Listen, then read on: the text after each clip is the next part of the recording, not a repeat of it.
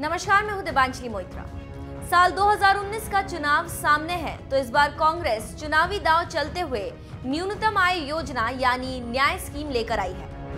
कांग्रेस को उम्मीद है कि न्यूनतम आय गारंटी योजना का लॉलीपॉप दिखाकर वो 2019 का चुनाव जीत लेगी। लेकिन बड़ा सवाल ये है कि कांग्रेस लोगों को जो सपना दिखा रही है, क्या वो हकीकत का रूप ले सकती है? अगर ये योजना लागू होती है तो क्या इसका बोझ आम करदाताओं पर नहीं पड़ेगा? क्या देश की अर्थव्यवस्था पर इसका असर नहीं पड़ेगा? ऐसे तमाम सवाल हैं जो राहुल गांधी की इस योजना को कटघरे में खड़ा करती है। आइए पहले समझते हैं राहुल गांधी ने देश की जनता से न्यूनतम आय का वादा किया है, आखिर वो है क्या? कांग्रेस अध्यक्ष राहुल गांधी ने 25 मार्च को न्याय योजना का ऐलान किया। कांग्रेस न्यूनतम आय योजना को न्याय के रूप में प्रचारित कर रही है। कांग्रेस के मुताबिक 5 करोड़ परिवारों के 25 करोड़ लोगों को मिलेगा लाभ। न्याय के तहत प्रति माह 6,000 रुपए दिए जाने का प्रावधान होगा। ये राशि 12,000 रुपए से कम कमाने वाले परिवार को दी जाएगी। गरीबों को सालाना 72,000 रुपए देने वाली कांग्रेस पार्टी की चुनावी घोषणा पर अगर अमल हुआ तो ये देश की अर्थव्यवस्था को पटरी से उतार देगा। विशेषज्ञों का मानना है कि इससे न सिर्फ देश का राजकोषीय संतुलन ध्वस्त हो जाएगा, बल्कि महंगाई भी बेकाबू हो सकती है।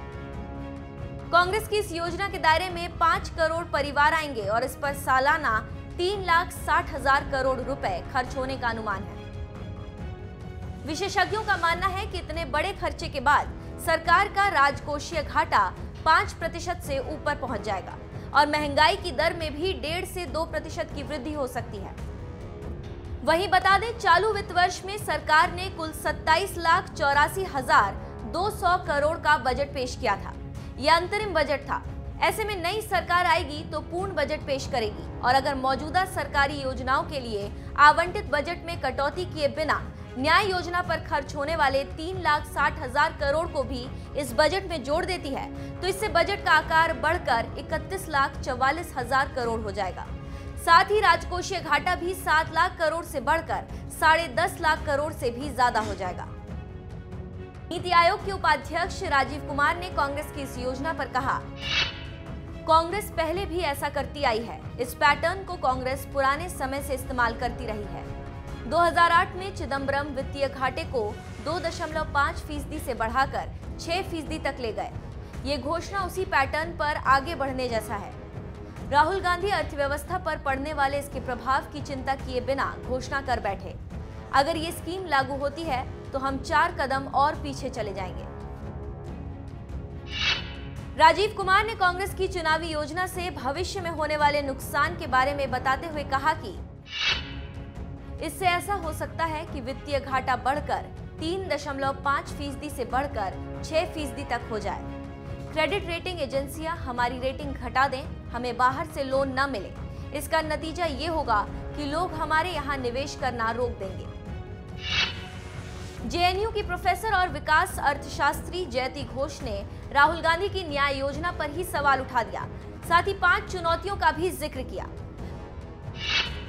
कांग्रेस को ये स्पष्ट करना चाहिए कि वो किन योजनाओं में कटौती करने जा रही है। सबसे बड़ी बाधा ये पता लगाना है कि किसकी आमदनी क्या है, क्योंकि लोग योजना के बारे में जानते ही अपनी आय छिपाने लगेंगे। जब बिना काम किए लोगों को पैसे मिलने लगेंगे तो लोग काम ही क्यों करेंगे? जो पैसा सरकार देगी उसे बेहतर तरीके से कैसे खर्च किया जाए?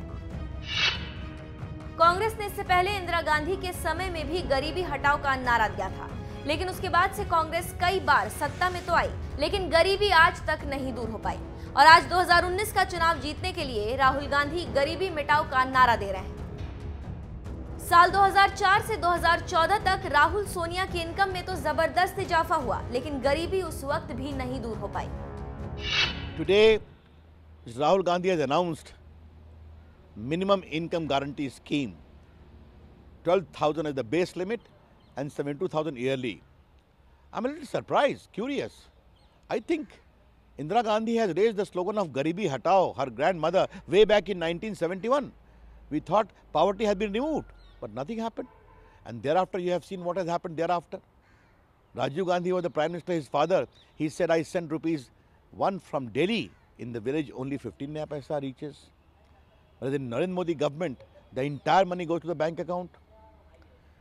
Mr. Rahul Gandhi, along with Sonia ji, was the most effective, powerful person in 10 years of Manmohan Singh government. You did nothing for poor people. केंद्रीय वित्त मंत्री अरुण जेटली ने भी कांग्रेस को इंदिरा का गरीबी हटाओ वाला नारा याद दिलाते हुए कहा था कि कांग्रेस का इतिहास गरीबी हटाने का नहीं रहा है, गरीबी हटाने के नाम पर व्यवसाय का रहा है। पार्टी का एक इतिहास गरीबी और गरीबी हटाने के नाम पर राजनीतिक व्यवसाय करने का रहा है। उनका इतिहास गरीबी को हटाने का नहीं रहा। गरीबी को हटाने के लिए कोई साधन दिए जाएं, वो भी उनका इतिहास नहीं रहा। योजनाओं के नाम पर छल कपट रहा है।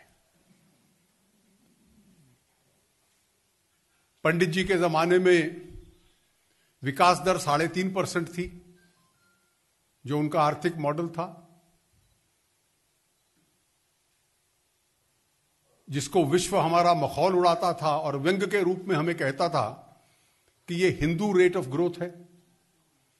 तो उसमें तो कोई गरीबी हटाना वो संभव नहीं था। इंदिरा जी तो 1971 में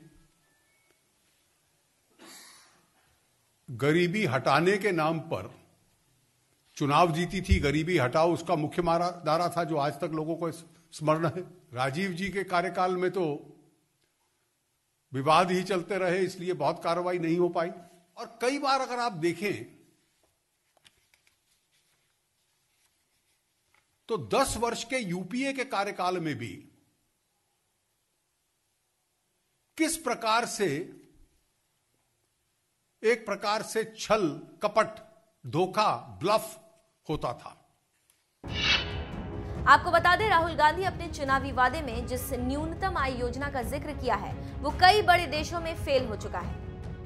America, Finland, Kenya, Brazil, UK और स्विट्जरलैंड जैसे देशों में सबको न्यूनतम आय की योजना को प्रयोग के तौर पर लागू किया गया था, लेकिन इसे सही तौर पर साकार करने का कोई मॉडल तैयार नहीं हो पाया। जो योजना विदेशों में बुरी तरह फेल साबित हुई, वही योजना अब राहुल गांधी भारत में लागू करने का दावा कर रहे हैं। फिलहाल अब देखना यह है कि चुनावी मौसम में कांग्रेस की इस चुनावी योजना पर भरोसा कर वोट देती है या फिर भ्रष्टाचार के खिलाफ लड़ रहे चौकीदार को फिर से सत्ता सौंपती है।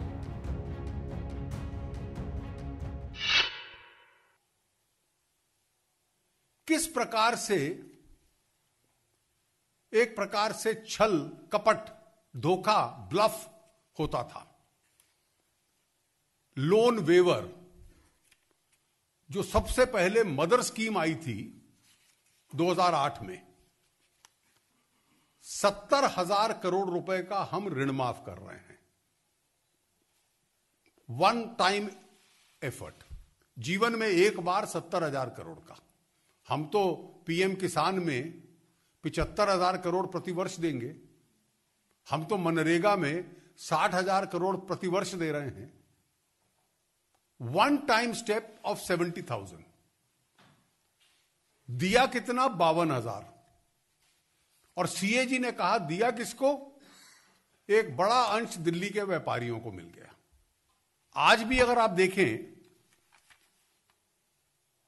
तो कितनी विधानसभाओं में इन्होंने कहा कि किसान का ऋण माफ करेंगे। पंजाब में तो 2 वर्ष हो गए, कर्नाटक में भी काफी समय हो गया, अब तो अन्य विधानसभाओं को भी हो गए। अभी तक, और मैं औपचारिक ऑफिशियल आंकड़े दे रहा हूं, कर्नाटक ने खर्चा है 2600 करोड़, मध्य प्रदेश ने खर्चा है 3,000 करोड़ और पंजाब ने 2 वर्षों में खर्चा है 5,500 crore. A complete I wash. वायदा क्या था? चुनाव जीतने के लिए धोखा देना गरीब को और उसके बाद साधन न देना। ये कांग्रेस पार्टी का इतिहास रहा है कि गरीब को नारे दो, साधन मत दो।